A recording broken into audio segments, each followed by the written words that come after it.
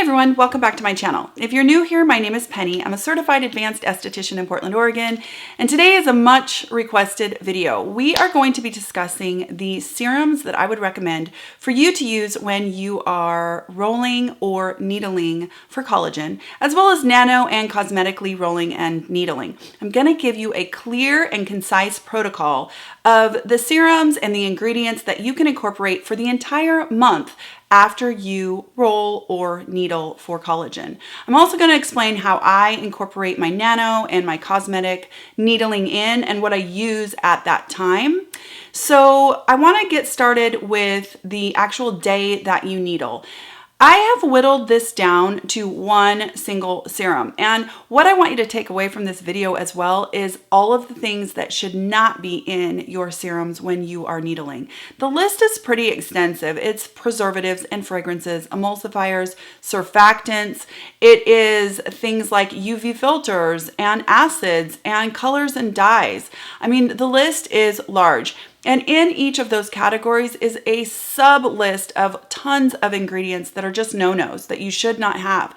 So after a lot of research, a lot of digging through the weeds, I found one single hyaluronic acid that checks all the boxes.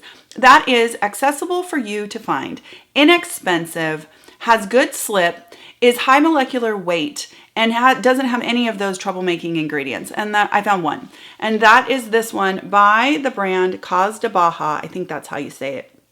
So this one checks all those boxes because it's simply 3 ingredients. It is purified water, sodium hyaluronate, and then it's 1,2-hexanediol. Now that third ingredient is the one that I did a little bit of research on. It's a coupling agent that actually has chemical properties of an antioxidant. It is also a humectant. It is a fine ingredient, and I feel comfortable telling you that this is great to needle in. This is actually a really great straight up hyaluronic acid. Hyaluronic acid is something that's good to needle in because our cells naturally produce it, and it's like a magnet that draws water to it.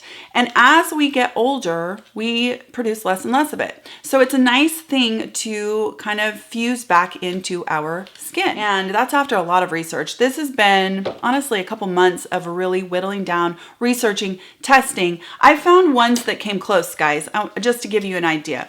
This one from Essential Skin Solutions is near perfect. It is natural HA, organic, vegan, non-GMO, gluten-free, dairy-free, paraben-free, sulfate-free, cruelty-free, oil-free, dye-free, fragrance-free, soy-free, kosher, and made in the United States. Woo! That sounds great, doesn't it?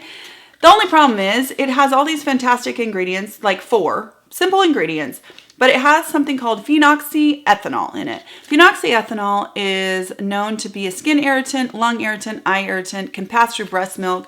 It is a preservative that I can't recommend to you. So while this is an awesome HA, it's not the right HA for microneedling. Finding ingredients, finding serums that don't have any of those troublemaking ingredients was a challenge. So I can confidently say that this is the one that I would recommend to you to not only microneedle in for your collagen, but also when you're doing cosmetic needling, and it's great for nano as well. Okay, now days 2 through 5, that is the inflammatory phase right after you have needled. On those days, you can incorporate something called kiwi seed oil. Kiwi seed oil is high in fatty acids. It's very moisturizing, it is very nourishing, and it's very good for your skin after you have needled. During that phase, during days 2 through 5, you can also incorporate vitamins A, C, and E. Now, I will tell you that with vitamin A, I would wait till at least day 3 just to mitigate irritation, but you can incorporate stable forms of vitamin C, namely magnesium ascorbyl phosphate. You can also start incorporating at this point epidermal growth factors. Now, in office, I use anti-age, but unfortunately, that is very difficult if you're not a doctor or an esthetician to get your hands on. It's also not affordable for the average consumer. So leaving that off the list, but I do want to give it a mention because it's amazing. So if you're an esthetician, then definitely recommend that you look into anti-age. In this case, though, I'm going to tell you that epidermal growth factors are the things that you can look for. I'm going to list the ones that I have found that look to be very good that don't contain any of those troublemaking ingredients that I can confidently tell you would be great for you at this phase post microneedling.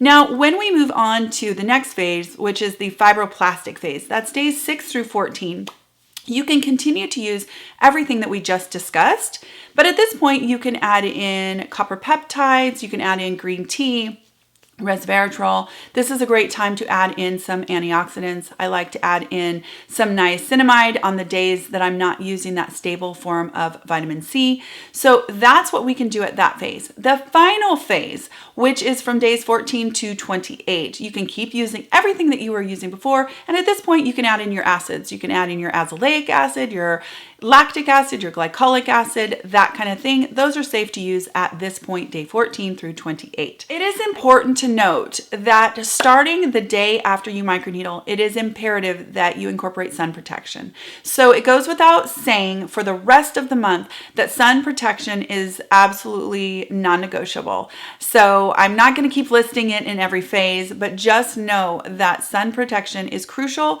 and imperative if you decide to microneedle. Again, I'm going to list these phases, I'm going to list those ingredients, and I'm going to list the corresponding serums that I have found that check all the boxes, that don't have the troublemaking ingredients, have the good stuff in the description box below. Now at day 28, that's when you're going to go ahead and you're going to microneedle again for collagen. You're going to split those 4 weeks apart. What I like to do with my nano needling and my cosmetic rolling, my cosmetic needling, is I, at this point, am doing those on a weekly basis. Now, I love to use nano for infusing vitamin C. I will tell you that when I do the cosmetic rolling, I often will do that on dry, clean skin. So you can needle in hyaluronic acid. You can needle in this one that's high molecular weight and doesn't contain any of the bad ingredients, but you can also just do that on dry skin. So that's up to you. I definitely nano in the vitamin C. I think it gives such an amazing glow. I will link the video where I demoed that. I just think that it's a fantastic treatment. Now, that is the protocol for a month. I could sit and tell you all of these ingredients, but I know that those 5-syllable words are going to go in one ear and out the other. So what I want to refer you to is the description box, where you're going to get a clear protocol, some clear recommendations, and it should be a really easy roadmap for you for the entire month. Microneedle to microneedle, bookended, so that you know what you're doing. I'm also going to, in my Amazon store, I'm going to split these out by phase so you can see clearly what goes when. You do not have to shop my Amazon store. It's just another easy way for you to see where, what, and when things are incorporated. I encourage you to take the ingredient list and to investigate it yourself, to look for things that include the ingredients that I'm recommending and to look for things that don't include all the troublemaking ingredients. I encourage you to do that research as well. I've been researching this now for quite a long time and have come up with this list after a lot of research. So I really hope that I take that away from you, that you don't have to do that, and you can see what I'm recommending clearly.